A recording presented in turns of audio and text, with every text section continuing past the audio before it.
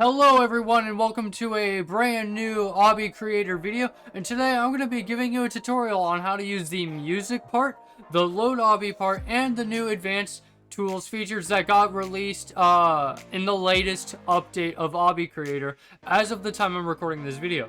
Here are some timestamps on the screen if you're only interested in a specific part of this video. They'll also be in the description as well if you just want to click that and it's easier for you. To kick off the video, I'm going to kick off with the new advanced tools features that were released as the time I'm recording this video.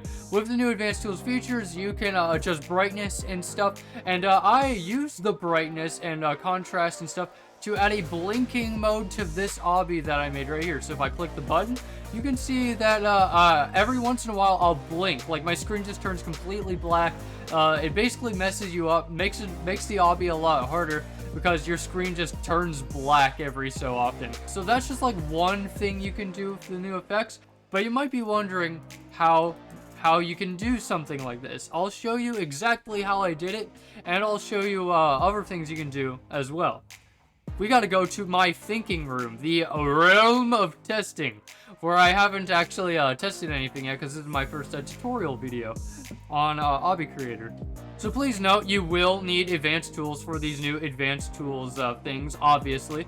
So you're gonna click the globe, and if you scroll down a little bit, you'll see color correction, and we have brightness, contrast, and saturation. We can adjust these to give our obby like a special theme. So if you want to make a really dark obby, you can make it like negative 0.5 on the brightness scale, and it just makes everything like kind of dark and dreary. I don't know. So yeah, we can add 0.5. If you want to make it darker, you can also lower the saturation. So I'm going to lower the saturation by 1. Now it's like black and white. So if we turn the brightness to 0, we got a nice cool black and white.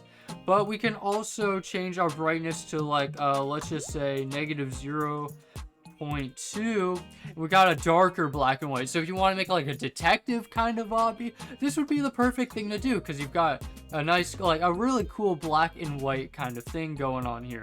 And we're just going to set these back to normal for now. And you can also adjust the contrast. So like, you can have things like, you know, kind of funky, or -1 makes it kind of gray. I don't know why you'd want to do this, but it works well with other things too. So if I make it negative, you got interesting effects there. See, messing around with these settings can really change the theme of your obby. I really love these settings, and I think you guys will too. Those of you who own advanced tools anyway. So now you might be wondering, how did I make the blinking system? Well, I actually used the new color correction features right here. I'm going to show you how to set up that system right now. Okay, so we're going to fly. We're back in my blinding void obby. We're going to fly over to this pillar over here, which is where I hid the blinking system. So if we just move this block over right here, we got a lot of platforms and some push blocks that are above timed parts. So basically, like every 3 seconds, this push block will fall down all these advanced tools parts, which adjust all the settings. So like this one, or let's go into properties real quick. This one makes the color saturation -1. This one makes saturation, I don't know why I have 2 saturations actually. This one makes contrast -0.5, and this one makes the brightness -0.5. So when you turn all of the brightness, contrast, saturation, everything down to the lowest amount you can make it, it basically gives you like this blindness effect where you basically can't see at all.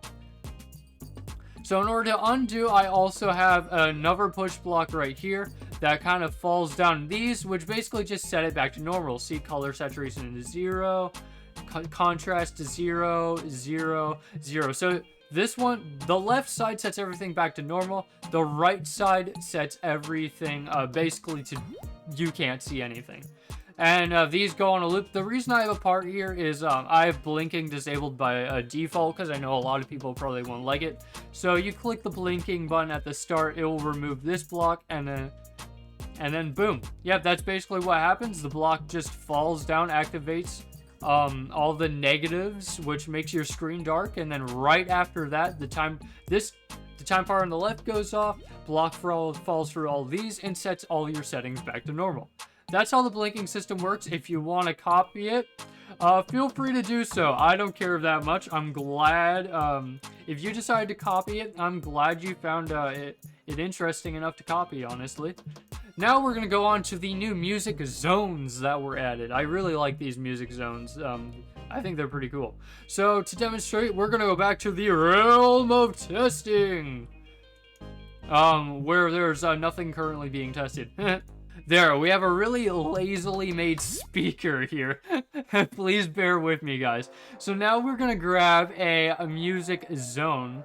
Now, music zones are cheaper than normal blocks as well, which is kind of interesting. When you walk into the zone, the music starts, and when you walk out of the zone, the music stops. It's very simple. Keep in mind that the highest number has the best priority. So we want to make the cube in the middle the highest priority possible. So I'm just going to make it 10 priority to make it just really prioritized. So we're going to have the music here set to... Oh, okay, we can't set it any higher than 1. Never mind. So this one will be 9 priority. So it'll be lower priority than the other one. Then we're going to copy and paste it again, expand it out more, like so, and we're going to make this one's priority 8, and we're going to make this one 0.3 volume, so 70% quieter. So now when we go in here, it's like kind of quiet, and then it gets louder, and then it gets louder once we hit the center, and then as we walk away from the speaker, it gets quieter. See, that's how you can make a cool little system where... And boom, that's just a cool little system where the speaker, it gets louder the closer you are to it. You can obviously add more cubes inside of each other to make the volume changing more dynamic, but I just did a free. Just to showcase. Also, obviously, you're probably going to want to make these fully transparent, and that is how you use the music zones. So I hope the music zone tutorial was helpful to you, and I can't wait to see what you guys do with music zones, because there are some pretty spicy things you can do with them. Let me know what you guys are going to be using music zones for in the comments down below. I'd love to hear them. Me personally, I think I'm going to be using music zones like this. Just make things louder the closer you are to them, and it gets quieter as you walk away. Kind of like what I have set up here with the multiple layers. Like Shrek. You know how Shrek has all sorts of layers? That's exactly what this is. Okay, and last but certainly not least, we're going to go to our final part I'm featuring today, which is the load part, as you can see right here. So basically what this load part does is you step on it and the game asks you to load in an obby. So basically you are going to click on this. You could make it push block activated or player activated. So like if a block falls on it, you could ask the person to load in an obby. I don't know. So like, I don't know, if you wanted to do something with multiple endings, or you're running out of part limit, you could use these load blocks to make multiple obbies in a row. Also, if your obby gets featured, then these load parts are pretty useful, because you can put a load part at the start of the obby, which will load in that person's obby in their plot. Which means if your obby is featured, but it's going to be disappearing in like 1 minute, they won't have enough time to finish it, they can load in your obby using this part, which is really useful, because then they can play it at their own pace instead of having to speed run it 60 seconds left on the featured list.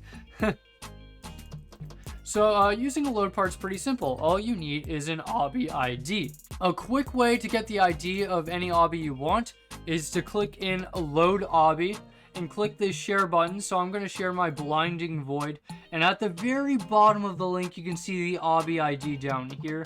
So I'm just going to copy this to my clipboard like so, and all I need to do is go here and paste it, bada bing, bada boom. We have a load part. So now let's just pretend I'm a normal plebeian Robloxian. I lock onto the part.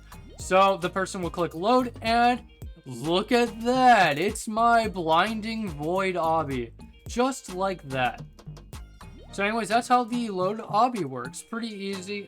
Copying and pasting it from the share obby menu is the easiest way to get your code, in my opinion. But you can also just write it down if you want and then type it in that way. I hope this video was helpful to you as well. If you guys enjoyed it, make sure to leave a like on this video and subscribe so you don't miss out on any other videos like this one. Let me know in the comments down below what kind of obby, what kind of things you guys are doing with these new parts. I'd love to hear what you guys are doing, because I really enjoy just building random things, and I'd love to hear what you guys are building as well. So let me know in the comments down below. Additionally, if you want to play this obby that I featured in the video, the link to it is in the description below, so feel free to give it a try, give it a like, or give me feedback in the comments down below, and I'd love to hear it. So that's it for now. Thank you so much for coming to this video. I hope it was helpful to you, and I will see you in the next video.